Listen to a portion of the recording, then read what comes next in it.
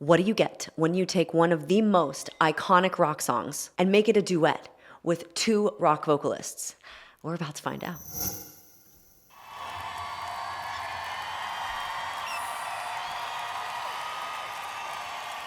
One of the ultimate 80s rock anthems. Released in 1983, by the way, by Journey. Became one of their biggest hits. Fun facts about the song. It was actually written quickly during backstage, like an in-between thing. Sometimes it just clicks like that. Inspo. You never know when it hits. Crazy. Build up, build up, build up. And Daughtry actually discovered this song or rediscovered it during Stranger Things, and that's why he was inspired to cover it. Oh my gosh, what a hit. So epic, so emotional already. Very interested to how they're going to reimagine this for their vocals, for themselves.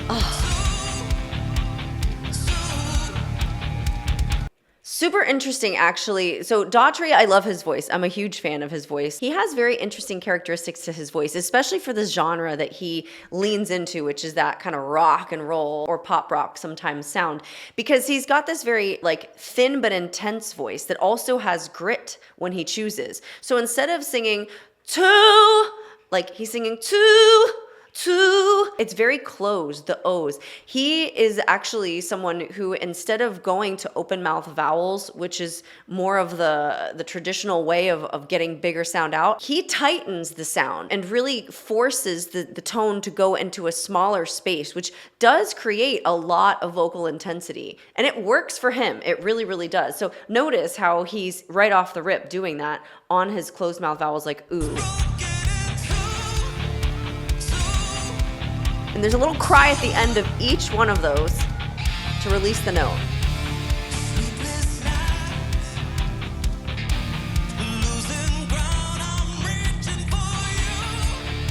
You, instead of yo, you. Hear how that little blip? Oh. Great theater, wow. Incredible band. Wow, they are on fire. Nice. Okay, first of all, the drummer is a beast. Okay, this is the first moment for me where I was like, wow, okay, yes, this duo. This beautiful, harmonious, straight tone note that just ended in such a tight, crisp, clean way with a lot of intensity. Right here.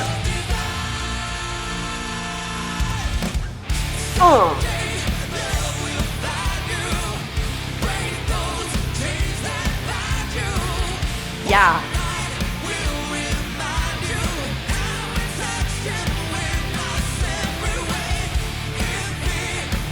Yes. You. Oh, won't desat you. I saw that face, Lzzy. I saw it. Watch this. Won't desat.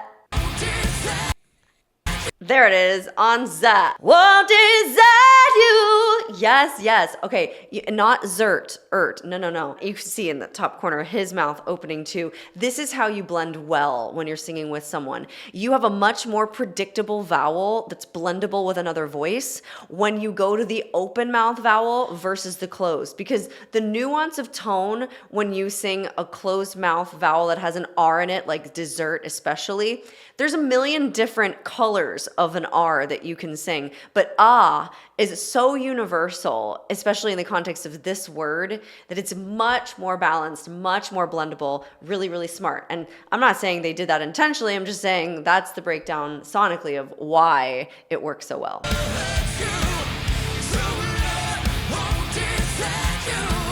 Yeah!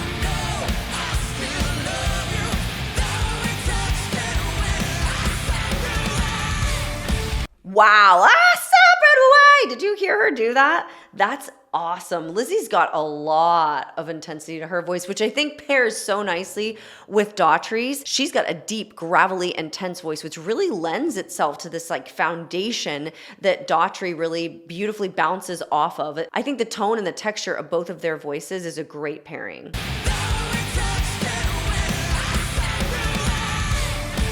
Love that face, that way. She really uses her mouth well.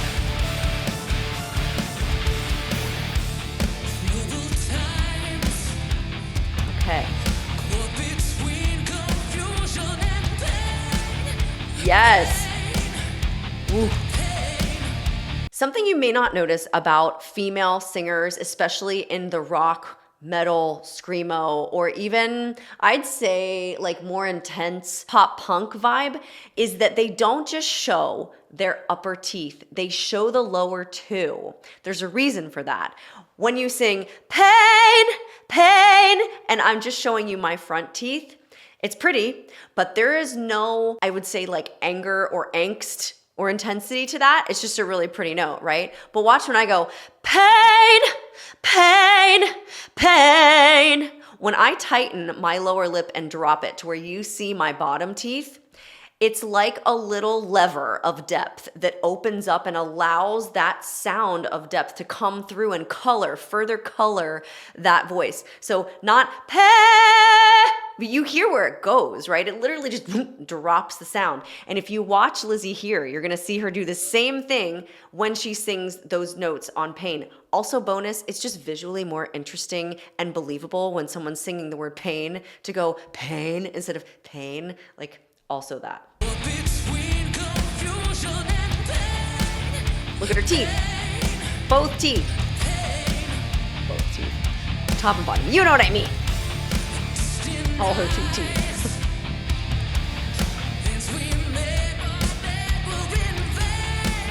Yeah, same thing there. Yes. Lots of power there.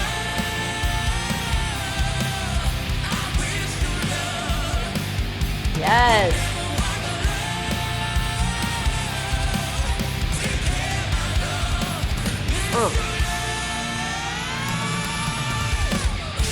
Oh, I wish I could have seen Lzzy's face when they did that high note instead of panning to the audience, because I would have loved to see what she did there, but it was a beautifully executed note, so I'm guessing that she went ah, and widened the space. Why?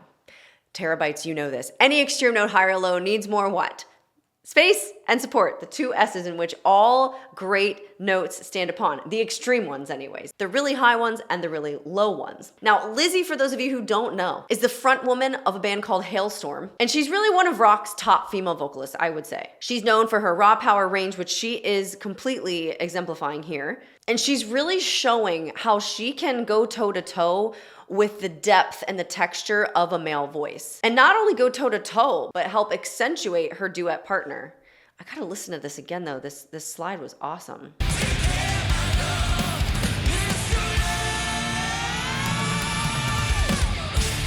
Oh, I love her fall off too. Ah! Yes. That's her. That's her going, that bad you. That's her. Listen, she is intense.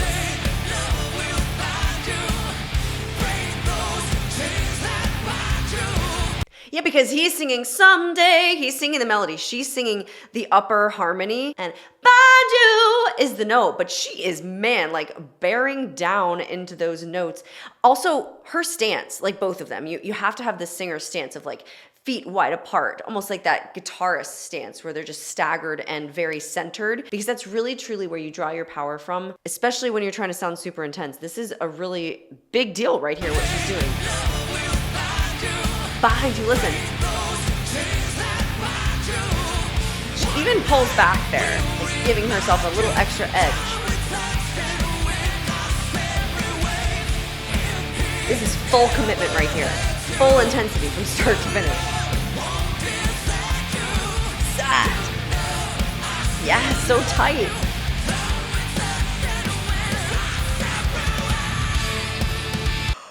She's literally even distorting her voice. Ah! On that. Ah! Separate ways! I'm not even gonna try to do that because I'm a little under the weather too, and so it's already scratchy. But Our Separate Ways, whoa, like, let's just listen again. She can do it way better.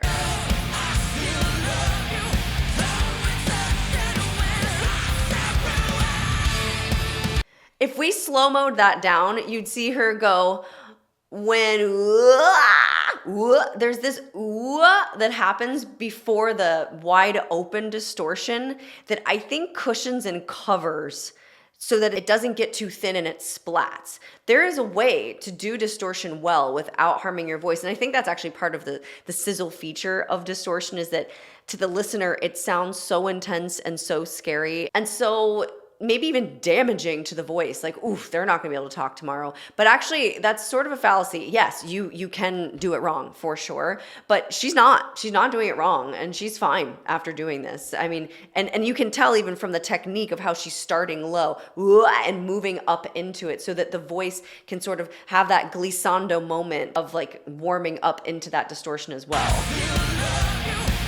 Watch the right here. Really quick, but wow. On the way too is just baller. I love Daughtry's grounded, kind of resonant belt paired with Lzzy's edgy, gritty attack. She's so rock and roll. She loves it. It's crazy.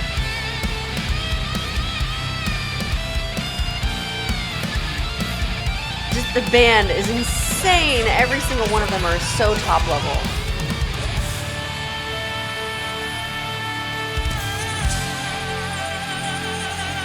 Wow, beautiful straight tone of vibrato there.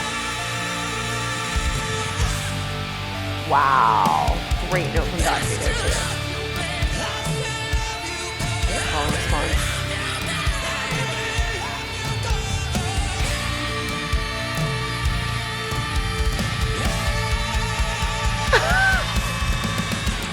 Did you see that moment? Did you just see what happened on stage there? Oh my gosh.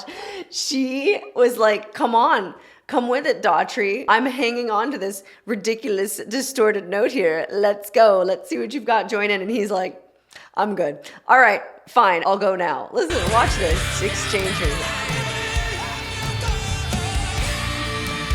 Look at him. He's laughing. And she's like, come on. And he's like, okay, fine. I'll do it. Crazy. I love that moment. That's awesome. Badu. Yeah. Badu. That's what Daughtry did.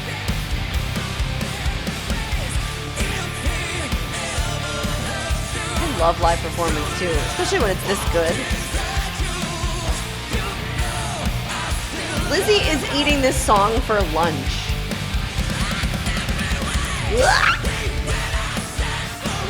This is what I'm talking about too.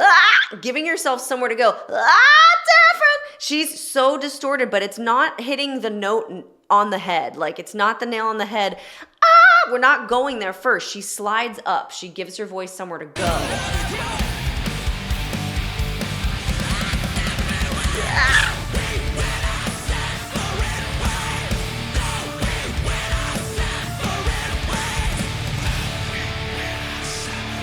Ooh, I like that.